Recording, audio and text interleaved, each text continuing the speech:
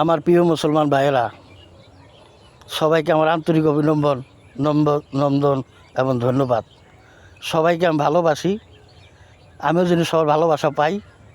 তাই আবারও আমি আপনাদের মাঝে আসলাম আরেকটা কথা বোঝানোর জন্যে যে আল্লাহ পাক রব্বুল আলামিন যেদিন ঈসা আলাইহিস সালাম আগমন করবেন, একটা কথা মনে রাখবেন, তৌহিদ জনতা মুসলমান ভাইয়েরা এবং সুন্নি মুসলমান ভাইয়েরা যারাই আছেন, আমিও তো আপনাদের একজন, যে খাঁটি সঠিক হযরত ঈসা আলাইহিস সালাম, সে মুখে বলবেন আপনাদেরকে যে আমি ঈসা আলাইহিস সালাম।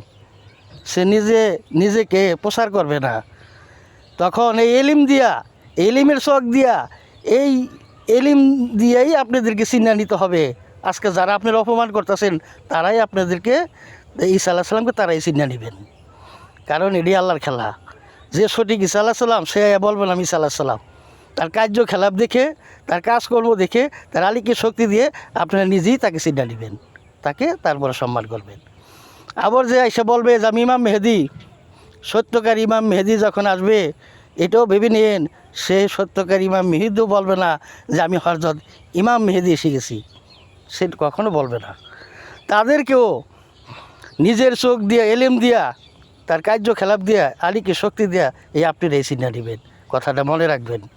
যারে তারে ইমাম মেহেদি দাবি করলে এবং ঈসা আলাইহিস সালাম দাবি করলে ওই নামটারও অসম্মান করেন না, তার পাগল বলে খেদাই দিয়ে বিশৃঙ্খলা দেশে ঘটাইয়েন না।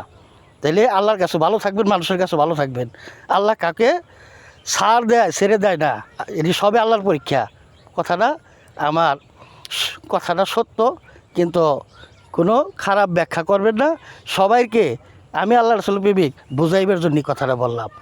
মানুষ না যায় না শুনে অনেক ভুল করে।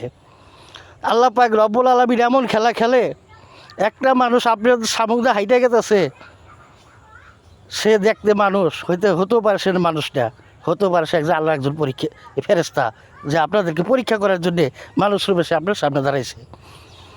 তখন যদি তার সাথে আপনি বেয়াদবি করেন, তাহলে আপনার অবস্থাটা কী হবে, আর আল্লাহর কাছে কী জবাব দিবেন? তাইলে সঠিক জ্ঞান মজগ দিছে কাকে দিছে?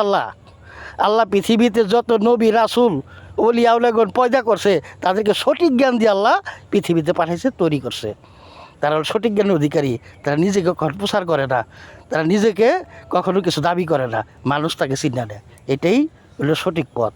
কথাটা মনে রাখবেন এবং আমাকে ভালোবেসে সবাই যিনি বুঝতে পারে কথাটা বেশি শেয়ার করে দেবেন। ধন্যবাদ সবাইকে।